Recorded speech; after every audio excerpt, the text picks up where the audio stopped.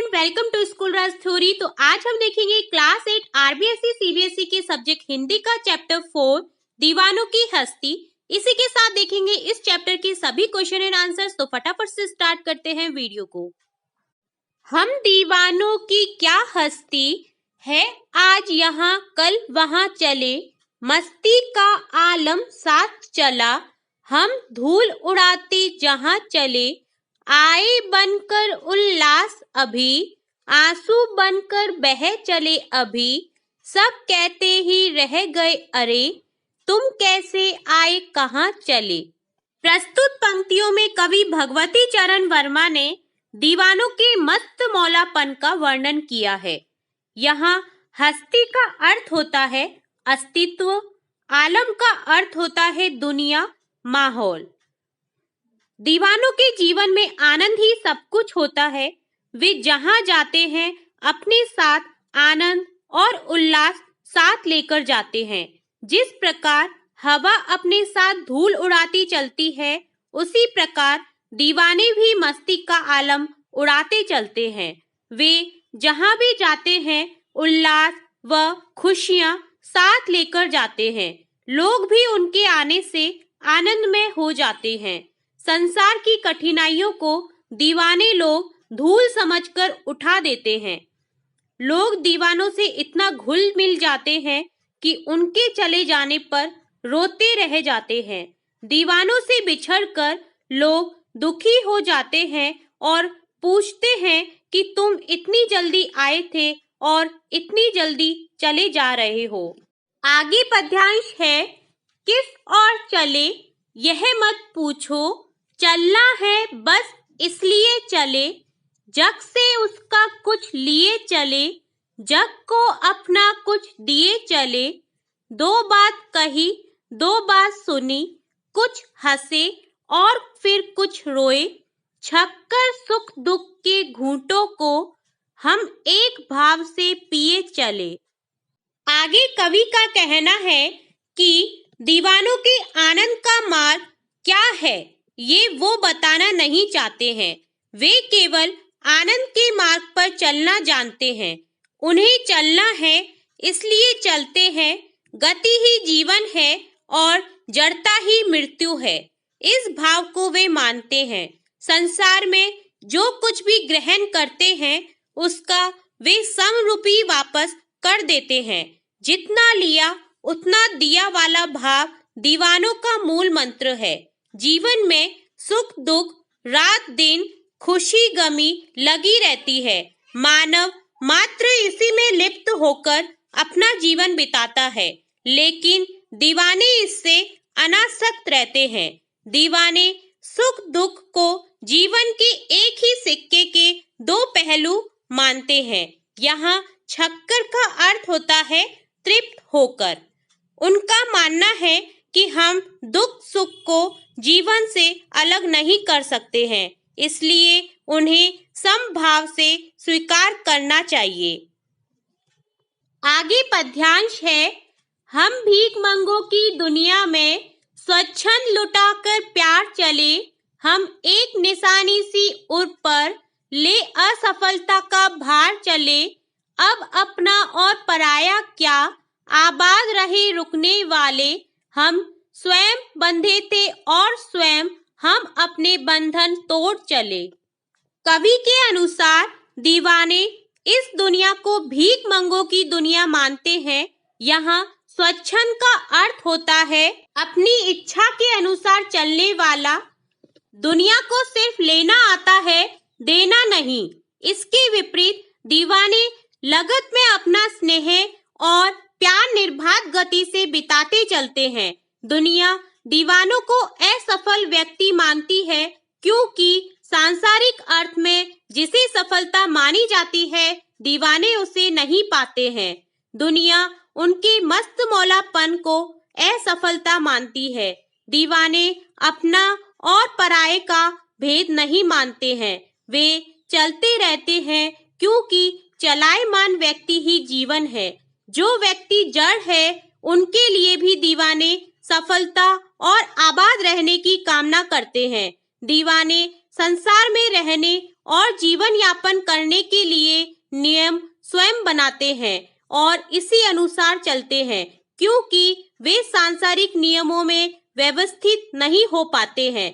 सबसे मजे की बात यह है कि दीवाने इतने मस्त मौलापन में होते हैं कि वे अपने ही नियम तोड़कर जीवन में आगे बढ़ जाते हैं। यहाँ आबाद का अर्थ है खुश रहना और बंधन का अर्थ है बेड़िया। तो ये था दीवानों की हस्ती कविता का भावार्थ।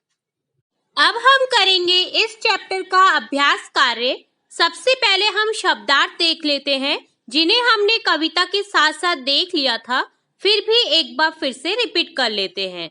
तो सबसे पहले है हस्ती, जिसका अर्थ होता है अस्तित्व। सेकंड है आलम, जिसका अर्थ होता है दुनिया, माहौल। नेक्स्ट है स्वच्छंद, जिसका अर्थ होता है अपनी इच्छा के अनुसार चलने वाला। अब हम करेंगे इस चैप्टर के प्रश्न उत्तर। सबसे पहले है कविता से, जिसमें क्वेश्चन फर्स्ट है, कवि ने अपने आने को उल्लास और जाने को आंसू बनकर बह जाना क्यों कहा है?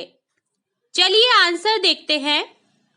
आंसर है, कवि ने अपने आने को उल्लास इसलिए कहा है क्योंकि जहां भी वह जाता है मस्ती का आलम लेकर जाता है।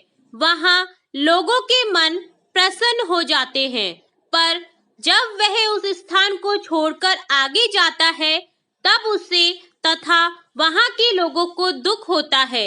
विदाई के क्षणों में उसकी आंखों से आंसू बह निकलते हैं। नेक्स्ट क्वेश्चन सेकंड है, भीख मंगों की दुनिया में बेरोक प्यार लुटाने वाला कवि ऐसा क्यों कहता है कि वह अपने हृदय पर असफलता का एक निशान भार की तरह लेकर जा रहा है? क्या वह निराश है या प्रसन्न है? आंसर है, यहाँ भीख मंगों की दुनिया से कवि का आशय है कि यह दुनिया केवल लेना जानती है, देना नहीं। कवि ने भी इस दुनिया को प्यार दिया, पर इसके बदले में उसे वह प्यार नहीं मिला जिसकी वह आशा करता है। कवि निराश है, वह समझता है कि प्यार और खुशियां लोगों के जीवन में भरने में असफल रहा।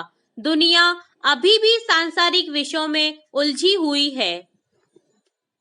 नेक्स्ट क्वेश्चन थर्ड देखते हैं, कविता में ऐसी कौन सी बात है जो आपको सबसे अच्छी लगी? चलिए आंसर देखते हैं। आंसर है, कविता में कवि का जीवन के प्रति दृष्टिकोण अच्छा लगा। कवि कहते हैं कि हम सबके सुख दुख एक हैं तथा हमें एक साथ ही इन सुखों और दुखों को भोगना पड़ता है। हमें दोनों परिस्थितियों का सामना समान भाव से करना चाहिए। ऐसी दृष्टिकोण रखने वाला व्यक्ति ही सुखी रह सकता है। नेक्स्ट पार्ट है कविता से आगे, जिसमें क्वेश्चन है, जीवन में मस्ती होनी चाहिए, लेकिन कब मस्ती हानिकारक हो सकती है? सहपाठियों के बीच चर्चा कीजिए। इस क्वेश्चन का आंसर आप अपने सहपाठियों के साथ चर्चा करें। मैं यहाँ पर आपको एग्जाम्पल के तौर पे बता रही हूँ। अगर मस्ती से हमको और दूसरों को कुछ भी थोड़ा बहुत फायदा हो रहा है, कुछ अच्छा मिल रहा है, तो मस्ती होनी चाहिए।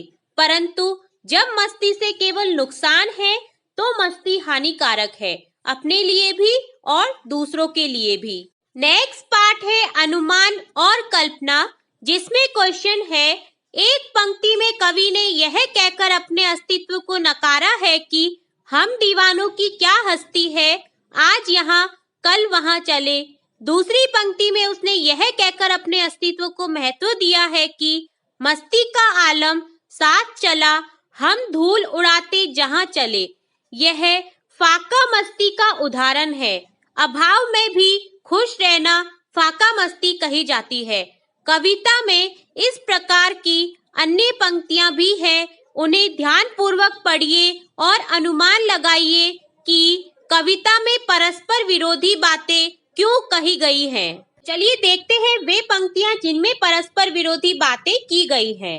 तो आंसर है, फर्स्ट है, आई बनकर उल्लास अभी, आंसू बनकर बह चले अभी। यहाँ उल्लास भी है और आंसू भी है। सेकंड है, हम भीख मंगों की दुनिया में स्वच्छंद लुटाकर प्यार चले।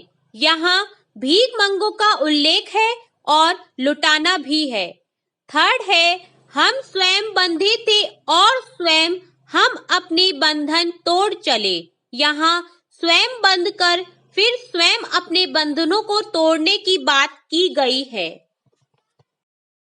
नेक्स्ट पार्ट है भाषा की बात, जिसमें क्वेश्चन है, संतुष्टि के लिए कवि ने छक्कर, जी भरकर और खुलकर जैसे शब्दों का प्रयोग किया है। इसी भाव को व्यक्त करने वाले कुछ और शब्द सोचकर लिखिए, जैसे हंसकर, गाकर। तो और शब्द होंगे जैसे खींचकर, पीकर, मुस्कुराकर, देकर, मस्त होकर, सराबोर होकर। ये था कंप्लीट चैप्टर दीवानों की हस्ती, जिसमें हमने पाठ के भावार्थ के साथ साथ सभी क्वेश्चन एंड आंसर्स स्टार्टिंग से लेके एंड तक किए हैं। अगर आपको फिर भी किसी क्वेश्चन में कोई डाउट रहता है, कोई क्वेरी रहती है, तो आप कमेंट बॉक्स में कमेंट करके पूछ सकते हैं। हम फिर मिलते हैं नेक्स्ट वीडियो में नेक्स्ट चैप्टर के साथ। और अगर आपको वीडियो पसंद आया हो तो वीडियो को लाइक करें, अपने दोस्तों के साथ ज्यादा से ज्यादा इस वीडियो को शेयर करें और चैनल को सब्सक्राइब करना बिल्कुल ना भूलें। वीडियो को पूरा देखने के लिए थैंक यू सो मच।